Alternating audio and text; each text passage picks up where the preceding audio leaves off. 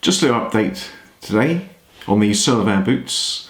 If you follow my channel, you'll know that I'm testing these out and comparing them to the Doc Martens Made in England brand, but we'll get onto that later. But for the first follow-up video, I just thought I'd do an update just covering the breaking in of these boots and my first initial experiences with them. I've been wearing these for the last 2 weeks.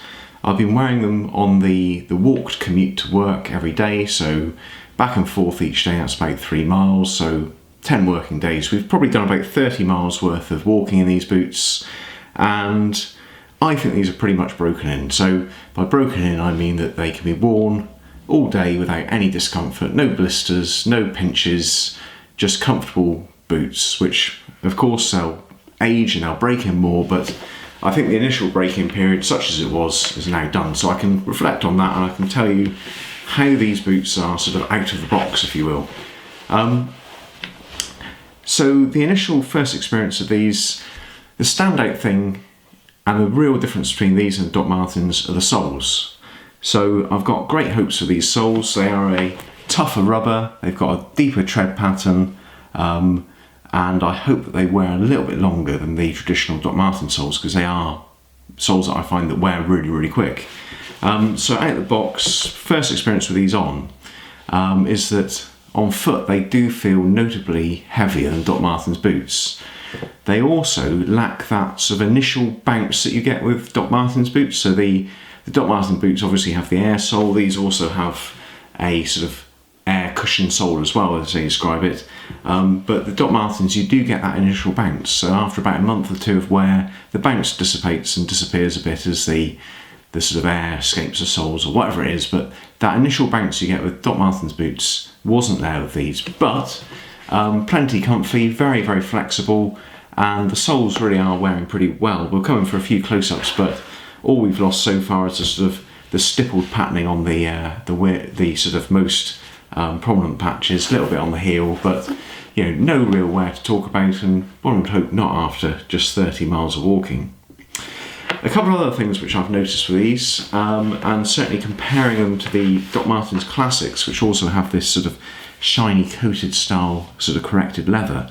What I found with the Doc Marten Classics, which did fail, if you follow my channel you'll have seen that they did have some problems, is that the tongue is really, really quite rigid to begin with, which means that as you can't tighten your foot that much, so you can't cinch back the laces to get your heel snugged back into the heel cap. With these, the tongue is actually really nice and pliable from the get-go, and you don't really need to break that tongue in to get a good fit.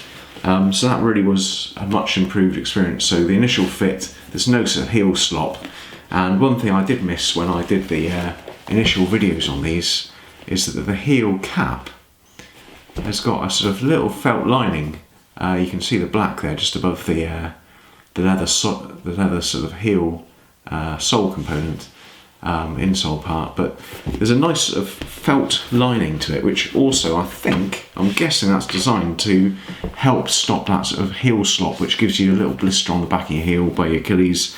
I might text them, I might email them, ask them exactly what that felt portion is, but I think that's what it's doing. It's just helping your foot snug back in there. The leather, I think, is very, very similar to the traditional leathers used in Doc Martens. It was pretty pliable, it's broken in really nicely, it's not really given me any problems, but it does have that very sort of coated feel to it, and after sort of 5 days of wear I did put a bit of treatment on it. So I used the Doc Martens Wonder Balsam just to make sure that they hadn't dried out in storage before they got to me. Gave it a light coating, and to be honest, I'm not sure how much settled in really, but I thought I'd give it a go and just make sure that they weren't thirsty for conditioner. So initial feelings are that the break-in was really easy. So the boots straight into walking to work. I did take them off at work for the first couple of days, so it was just the walked commute that I was using them for, but they gave me no problem at all. There was no blisters, no pinches, nothing untoward.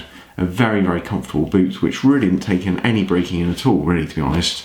The only place that I got a very slight pinch occasionally is just on the sort of edge of the toe box here. If you do sort of flex your foot extreme, so you know, when you, for example, when you kneel down, you're almost sort of bending your toes back.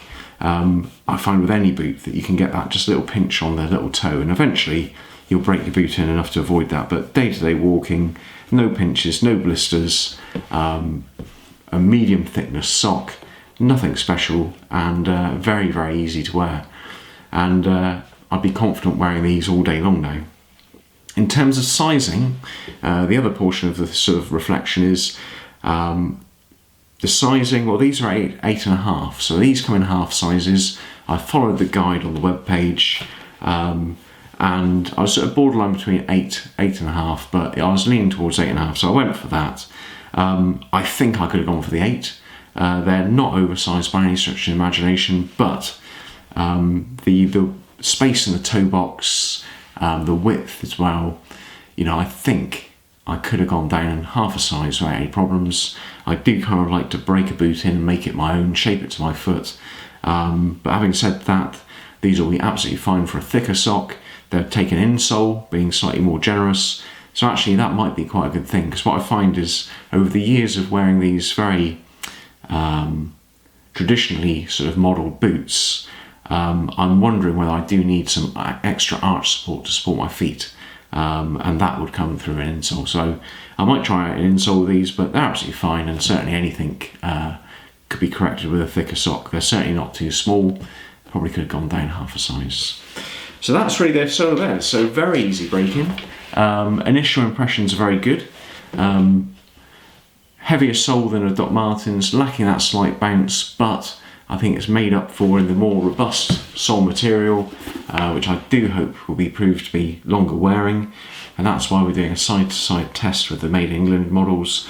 But yeah, time will tell. Very easy break-in, sizing's good, could have maybe gone down half a size. If you're buying these, check out the webpage, email them, ask them some advice, see how you go. But yeah, all good so far. You can see the creases forming in the toe box as it breaks in. No problems there at all. The sole, as I say, very minimum wear, so the slight dimpling, obviously worn off on the forefoot here, a little bit on the very edge of the toe, and a tiny bit on the heel. Very early days, 30 miles in, shouldn't be any problems at all. But yeah, sole's looking good. The rest of the boot, breaking in very gently. One thing I do find with all these boots is the collar here where it meets your leg. Maybe I've got very skinny legs, but it'd be nice just to have this sort of cut back a little bit, because I often get it back to that stage and it's still not tight. It'd be nice just to maybe have an inch or so off this leather, just so you can tighten up if you like. The tongue broken really easy, which is actually quite an important feature in getting a comfortable fit, being able to get it cinched back tight on your foot. And then in the heel, you can see that's a little felt heel cap there. I do think that's all about getting your heel to snug in there without sort of riding around, but I might be wrong. So that brings us on to the next video, which will be the Doc Martens, Made in England, Oxbloods. So if you follow my channel, you know what this is all about. The internet wisdom tells us that SOLVAIRs are basically the Doc Martens of old. They last longer, they're better built, they're what make Doc Martens famous, or the qualities that made Doc Martens famous. So I just wanted to put them head to head with the Made in England brand, which also has got quite a good reputation. It's really the offshore produced, the outsourced Doc Martens, which are problematic. So these will be the next. So what I'll be doing, I'll be wearing these in rotation, so I'll give these 2 weeks. I'll do the same break-in procedure, so a walk to commute to work, probably about 30 miles all told over the next couple of weeks, and we'll see how they compare. They do look quite nicely made. They've got a nice sort of grained leather, which I quite like. corrected on the other side. But one thing I've noticed as I've looked at these a bit more, the quality control on these soles isn't exactly perfect. It's got a little wiggle down the side there, and actually on the heel cap, just where you need the tread, there's not really much there. It's almost like they've used maybe a size bigger sole and then trimmed it back, because if you look on the SOLVAIR, where you're going to wear your heel, you've actually got plenty of extra material. Well, Doc Martens slightly less, so we'll see how that wears. Certainly hand built, which is kind of nice. It's got that sort of charm to it, but a few wobbles in the QC, but we'll see how it goes. And really, the test is how well they wear, and that's what this is all about. So yeah, if you haven't seen my channel before, please check it out. If you're interested to see an honest and objective test between these boots, I'm intrigued to find out whether the internet is right, whether SOLVAIR are that much better than Doc Martens of today. But yeah, we'll find out together. Follow along. Do subscribe. Give it a thumbs up if you think this is a useful video. And if you haven't seen my channel before, check it out. Might share some other common interests. So quality footwear, denim, everyday carry, fountain pens, pen knives, cycling, running, anything that really sort of passes my sort of interests, I'd like to share on here, and see if anyone can inform me and whether I can help anyone out, really. So that's about it. Hope that was useful. Thank you very much. Bye bye.